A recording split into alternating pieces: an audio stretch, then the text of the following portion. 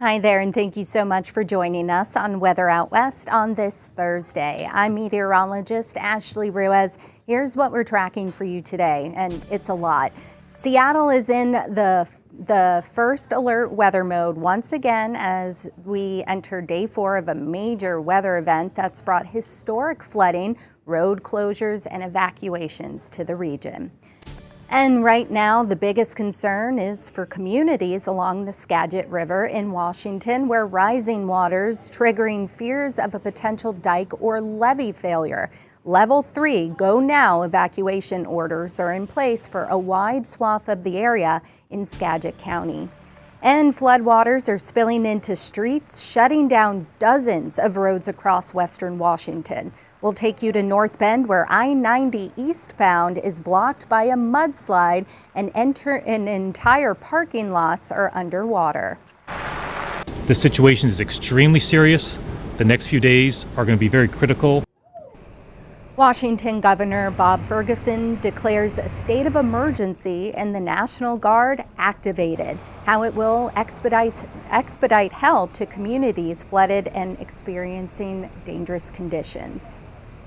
Once again, we want to thank you so much for joining us on Weather Out West on this Thursday. If you haven't joined us before, this is an hour-long show where we showcase what's happening weather-wise across the western United States.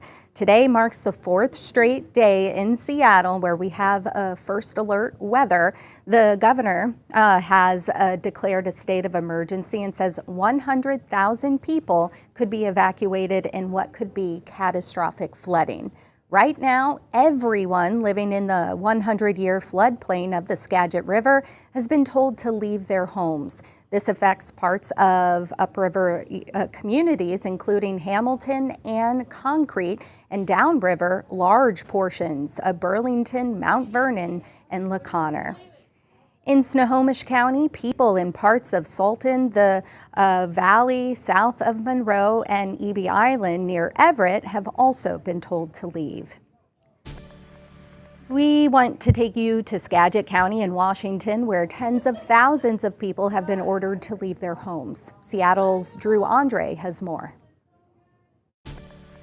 We're right next to the Skagit River here. This is Edgewater Park, which is now underwater at this point. You can see just how high up past my boots the levels are, and crews have prepared for this too. You can see at the edge of the park line, right before you get to those homes, they have it all blocked off. The hope, of course, is that the levels don't get that high, but we just know the levels will continue to rise because the river does not crest until tomorrow morning. As we head this direction across the river, that's where downtown Mount Vernon is, and it's also where the new flood wall has been put up. That was just built in 2018 or 2019 for exactly this sort of situation. The goal is that will prevent any additional flooding, which could be devastating to the downtown Mount Vernon area. Businesses over there, though, have been preparing with sandbags and boarding up windows just in case. And this morning, we've noticed that there have been a lot of people that have been out and about because they want to see what's going on out here. Now, this is a look right now at the evacuation map, which is pretty widespread at this point. It includes anyone that lives in the 100-year floodplain area.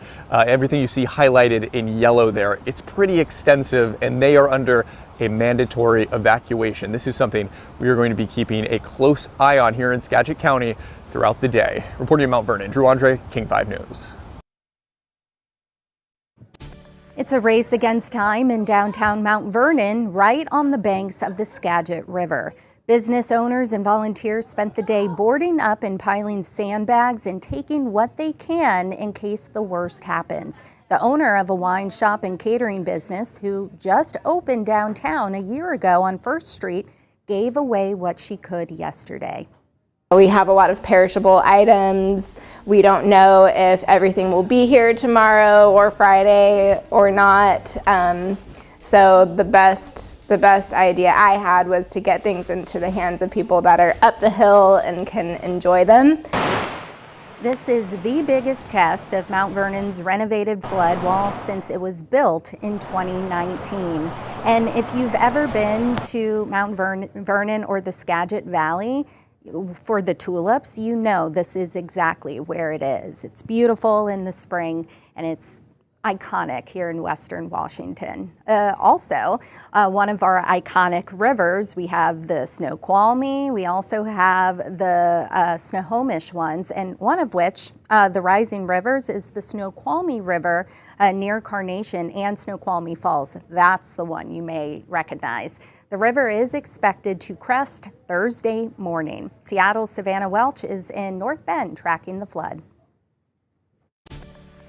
Well, North Bend has been taking a hit day after day with these back-to-back days of rain and a lot of flooding through many streets and parts of Snoqualmie and North Bend. Take a look. This is Bendigo Boulevard South. This is just off I-90. We've seen a number of cars making their way through, some speeding through and some taking it a little slower. There's probably about a half a foot to a foot of water on the roadway here. And it's not only urban flooding that's an issue, but river flooding as well. We were at the Snoqualmie River earlier this morning. It was moving very quickly. It's forecast to crest around 10 a.m. So obviously safety is a big concern. Schools in the area are closed. There's several school districts that have closed all schools and after school activities as well today because of the high water levels. Also, officials said they made multiple water rescues overnight. So they're asking people not to drive through any flooded roads or any high standing water. In North Bend, Savannah Welch, King 5 News. Now I want to talk about the forecast here in Seattle. So we've had so many changes with this atmospheric river. It's been very strong. The last couple of days, I was talking about the strength of the atmospheric rivers. The scale goes from an AR1 to an AR5, and this was forecast to be an AR4, which is mainly hazardous. It could be beneficial, and it will with our drought, just we're getting it all at once, all of this rain. So let's dive right into the forecast. Thankfully, this atmospheric river is starting to weaken pretty substantially. In fact, let's show you where, well, let's go back and I'll show you. It stems still out over the Pacific, but you see that arch to it? Initially, it was just aiming right at Washington and Oregon like a fire hose. Now it's starting to bend to the north, or starting to curve to the north, more so into Canada, and it's all thanks to this high pressure to the south as well. So once again, it is going to weaken. We'll have a front move in that's going to help dry us out even more. I wanted to show you some of the 72-hour rain totals. This is through midnight this morning, so Thursday morning from Monday morning. So we had the 2 rounds of rain. At Seattle's SeaTac Airport, almost 3.5 inches of rain, which is more than we've had in quite some time. Maple Valley pushing 6.5 inches of rain. And then Sequim, which lives under the rain shadow, you may be familiar with that, northeast of the Olympics. All of the Olympics just suck up all of that moisture. You could have sunshine around Sequim in the northeastern Olympic Peninsula and portions of the islands, and then it's pouring everywhere else. Well, they even got, and this is just one location though, but the Dungeness Bay Lighthouse, you may be familiar with that, over 2 inches of rain. And then closer to the coast, Tulips, close to 7.5 inches. Chester Morse Lake. Now this is higher up, but still 12 inches of rain. Skycomish, 14 inches of rain. Stevens Pass, and unfortunately, almost 12 inches of rain, not snow. Eventually our snow levels will start to come down. And then our state capital, Olympia, over 4.5 inches of rain.